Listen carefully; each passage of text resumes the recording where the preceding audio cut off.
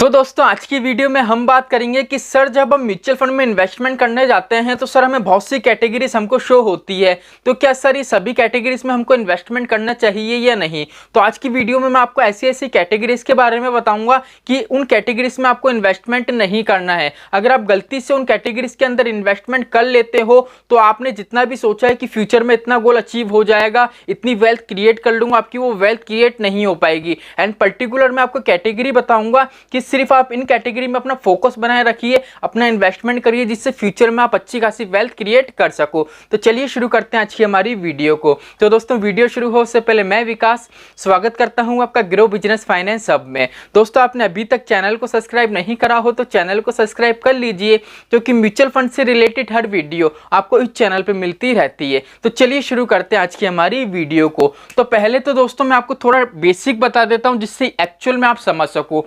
दोस्तों अगर हम बात करें पूरे म्यूचुअल फंड की, तो म्यूचुअल फंड के अंदर दोस्तों बहुत सी कैटेगरीज आपको देखने को मिलती है। लेकिन दोस्तों अगर हम बात करें इक्विटी की,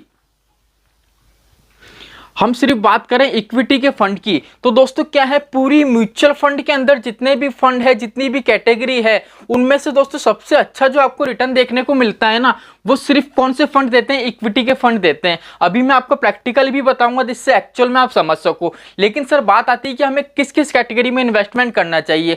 तो पहले तो ये समझो टोटल म्यूचुअल फंड में कितनी कैटेगरी होती है। अगर हम कैटेगरी की बात करें तो दोस्तों टोटल 52 कैटेगरीज आपको म्यूचुअल फंड वाले सेक्शन में आपको देखने को मिलती है। लेकिन अब आप ये बोलोगे कि सर हम हमारी जिस प्लेटफॉर्म से इन्वेस्टमेंट करते हैं वहां पे तो हमको 5 या 6 कैटेगरी ही शो होती है, जैसे large cap, mid cap, small cap, flexi cap, multi cap, बस यही शो होती है। तो सर 52 की 52 कैटेगरी शो क्यों नहीं होती है। तो एक्चुअली में क्या है दोस्तों, आपको वही कैटेगरी शो होती है जिसपे इन्वेस्टर का रुझाव ज्यादा होता है। ठीक है, बहुत सी कैटेगरी हैं, 52 कैटेगरीज हैं, लेकिन 52 कैटेगरीज ऐसी हैं इनमें कंप्लीट आप इन्वेस्टमेंट नहीं कर सकते हो। तो बात ये आती है कि सर कौन कौन सी ऐसी कैटेगरीज हैं। पहली चीज तो जिसमें हमको इन्वेस्टमेंट नहीं करना चाहिए, देखो सबसे पहली हमारी जो कैटेगरी है वो है ELSS, जिसको आपने देखा होगा टैक्स सेविंग फंड। अब आप ये सोच रहे होगे कि सर टैक्स सेविंग फंड है, इसमें हमको इन्वेस्टमेंट क्यों नहीं करना चाहिए।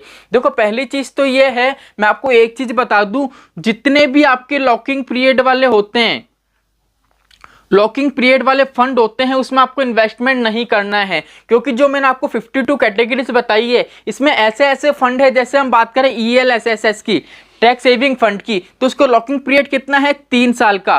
तो म्यूचुअल फंड में दोस्तों जो 52 कैटेगरी है, 52 कैटेगरीज में ऐसी ऐसी कैटेगरी है जिनका लॉकिंग पीरियड आपको किसी का 10 साल देखने को मिलेगा, किसी को 15 साल देखने को मिलेगा। तो बात ये आती है कि सर अगर हमारा लॉकिंग पीरियड, ठीक है, अगर हम इन्वेस्टमेंट कर लेते हैं तो क्या दिक्कत है, हमारा तो विजन है हमको लॉन्ग टाइम के लिए इन्वेस्ट करना है। तो यहाँ पे ये चीज देखो, पहली चीज तो है जिंदगी का कुछ पता नहीं है।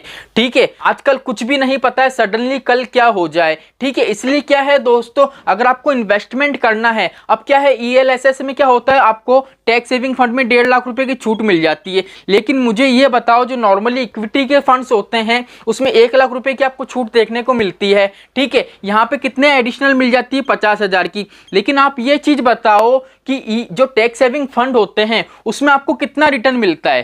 ठीक है, उसमें आपको जितना भी रिटर्न मिलता है ना, उससे कहीं अच्छा रिटर्न आपको किसमें मिल जाता है, इक्विटी के फंड्स में। ठीक है, कहां मिलता है, इक्विटी के फंड्स में। या तो आप इक्विटी का जो ज्यादा वाला रिटर्न है वो ले लो, अगर वो नहीं लेते हो तो ये 50,000 का फायदा देख लो।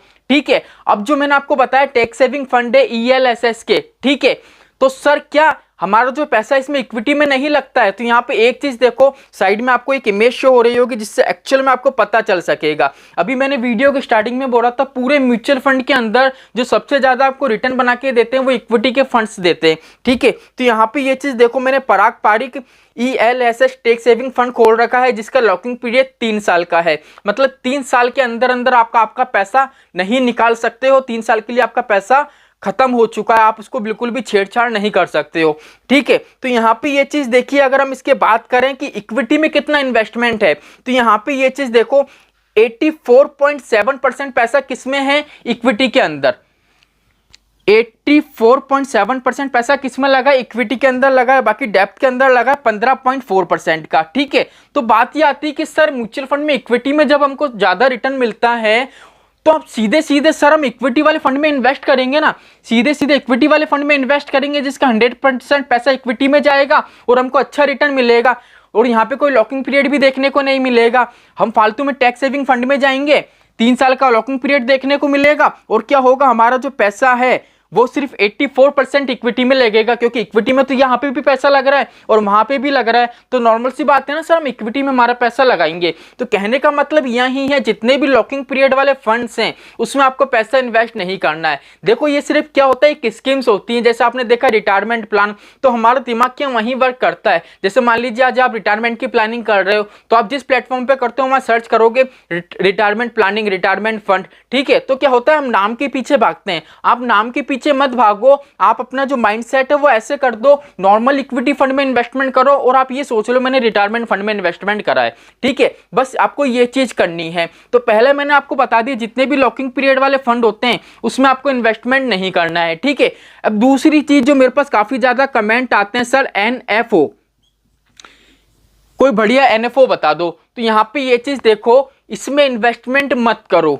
क्यों मत करो? देखो जो बढ़िया से बढ़िया एनएफओ होता है उसके बारे में मैं वीडियो बनाता हूं, देन आपको बता देता हूं कि इसमें इन्वेस्टमेंट आप कर सकते हो, ठीक है। लेकिन क्या होता है दोस्तों, जो एनएफओ होते हैं ना उसमें क्या होता है दोस्तों, कोई एनालिसिस नहीं कर सकते हो किसी चीज का, ना उसका फंडामेंटल चेक कर सकते हो ना कुछ चेक कर सकते हो। बात इतनी सी आती है कि सर 10 रुपए में हमको यूनिट अलॉट हो जाते हैं, लेकिन यहाँ पे ये चीज समझो, मैं मानता हूँ 10 रुपए में यूनिट अलॉट हो जाते हैं, जब ये क्लोज हो जाता है तो उसकी वैल्यू बढ़ जाती है, लेकिन इसका फायदा किन लोगों को मिलता है, इसका फायदा किन लोगों को मिलता है। जैसे मान लीजिए आज आपने देखा एनएफओ, ठीक है, कि सर मुझे इसमें इन्वेस्टमेंट करना है, तो आप हद से हद कितना कर दोगे, 10,000, 20,000, 20,000 से ज्यादा आप इन्वेस्ट नहीं कर पाओगे। 20,000 से ज्यादा आप पैसा डालोगे ना तो आपके दिमाग में भी रहेगा यार पैसा डूब नहीं जाए, हमको कुछ पता नहीं है, ठीक है। तो दोस्तों कहने का मतलब है, अगर 20,000 लगा के आप ये सोच रहे हो ना 10 रुपए में हमको अच्छे खासी यूनिट मिल जाए, यूनिट तो मिल जाएंगे, तो ये 10,000 की वैल्यू कितनी हो जाएगी, 30,000, 35,000। इतना बेनिफिट आपको नहीं देखने को मिलेगा, लेकिन यही पैसा आप नॉर्मल इक्विटी के फंड में लगाओगे ना तो आपका पैसा सेफ भी रहेगा और आपको फ्यूचर में जाके अच्छा खासा रिटर्न भी मिलेगा। इसीलिए दोस्तों जितने भी नए फंड लॉन्च होते हैं, ठीक है, उनके पीछे मत भागो, क्योंकि उनका कोई फंडामेंटल आप इजीली चेक नहीं कर सकते हो। तो बात यह आती है कि सर आपने ये चीजें तो बता दी, तो सर कौन कौन से ऐसे फंड हैं जिसमें हमको इन्वेस्टमेंट करना चाहिए। अभी आप ये सोच रहे होगे कि सर आपने 52 बताइए, लेकिन 52 में से सर आपने 2-3 यहाँ पे बताए, बाकी नहीं बताए। तो देखो क्या चीज है, मैं आपको पर्टिकुलर वो कैटेगरी बता देता हूँ जिसमें आपको इन्वेस्टमेंट करना है, उसके अलावा जितनी भी कैटेगरी हो उसको आप छोड़ दीजिए। जैसे आपने देखा होगा दोस्तों, म्यूचुअल फंड के अंदर बच्चों के स्टडी के लिए आप प्लान कर रहे हो तो बच्चों के चिल्ड्रन नाम से भी एक फंड की कैटेगरी बनी हुई है, ठीक है, रिटायरमेंट नाम से एक फंड की कैटेगरी बनी हुई है, ठीक है, मतलब अलग अलग कैटेगरी बनी हुई है, लेकिन सारा पैसा की कहाँ लगता है, हमारे इक्विटी में। वो सारे जितने भी कैटेगरीज हैं वो किस में इन्वेस्ट करते हैं, पैसा इक्विटी के अंदर करते हैं। तो सीधे सीधे ही हम हमारा पैसा इक्विटी में करेंगे ना, फालतू में लॉकिंग पीरियड के टाइम पीरियड क्यों फंसेंगे, ठीक है। तो बात ये आती है कि सर अब ऐसी कौन कौन सी कैटेगरी है जिसमें हमको इन्वेस्टमेंट करना चाहिए। तो देखो टोटल है ना 8 ऐसी कैटेगरी है जिसमें आप इजीली इन्वेस्टमेंट कर सकते हो। यहाँ पे मैं लिख दे रहा हूँ, पहली हमारी जो कैटेगरी है वो है large cap, large cap category है जिसमें आप इजीली इन्वेस्टमेंट कर सकते हो। दूसरी हमारी जो कैटेगरी है वो है मिड कैप की। तीसरी हमारी जो कैटेगरी है सर वो है स्मॉल कैप की। चौथी हमारी जो कैटेगरी है वो है फ्लेक्सी कैप की। पांचवी नंबर की जो कैटेगरी है जिसमें आप इन्वेस्टमेंट कर सकते हो वो है आपकी मल्टी कैप की। छठी नंबर की हमारी जो कैटेगरी है वो है इंडेक्स फंड जिसमें आप इजीली इन्वेस्टमेंट कर सकते हो। सातवें नंबर की जो हमारी कैटेगरी है वो है दोस्तों बैलेंस फंड।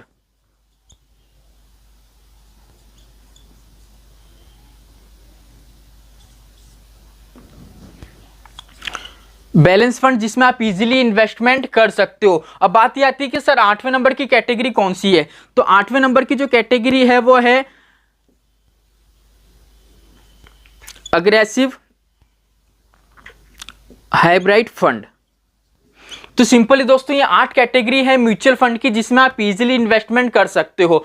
ये सारी कैटेगरीज हैं, इसमें किसी प्रकार का रॉकिंग पीरियड नहीं है और आपका जो पैसा है इक्विटी के अंदर, इक्विटी फंड्स के अंदर क्या होता है, इन्वेस्ट होता है। इसलिए दोस्तों ये जितनी भी कैटेगरीज हैं आपको अच्छा खासा रिटर्न बना के देती हैं। और आप चाहो, जैसे आज आपने एसआईपी करी, 2-3 दिन बाद आपको यूनिट अलॉट हुए, उसके बाद आप जब चाहो इस फंड को छोड़ सकते हो, स्विच कर सकते हो, कैंसिल कर सकते हो, पैसा रिडीम कर सकते हो। तो आई होप दोस्तों आप समझ गए होंगे कि इस वीडियो में मैंने आपको क्या कहना चाहता था कि हमारी टोटल 52 कैटेगरी होती है म्यूचुअल फंड की, लेकिन ये टोटल कैटेगरी में इन्वेस्टमेंट करने लायक नहीं है। इनमें से कुछ ही ऐसी कैटेगरी है जिनमें आप इजीली इन्वेस्टमेंट कर सकते हो। अब दोस्तों शाम को एक वीडियो आएगी जिसमें मैं आपको एक्चुअल में बताऊंगा कि जो मैंने आपको बताया इक्विटी में, म्यूचुअल फंड में सबसे ज्यादा जो रिटर्न है वो इक्विटी वाले फंड ही क्यों देते हैं। तो मैं आपको शाम को एक वीडियो आएगी उसमें प्रॉपर तरीके से बताऊंगा। देन आपको 5 ऐसे फंड भी बताऊंगा कि जिससे, जैसे मान लीजिए आप 1 साल 2 साल 3 साल के लिए इन्वेस्टमेंट करना चाहते हो तो इजीली आप वो फंड को सिलेक्ट कर सकते हो और आपका इन्वेस्टमेंट स्टार्ट कर सकते हो। तो चलिए आज के लिए इतना ही, मिलते हैं हमारी नेक्स्ट वीडियो जो शाम को आपको 8 बजे मिलेगी। जय श्री राम दोस्तों।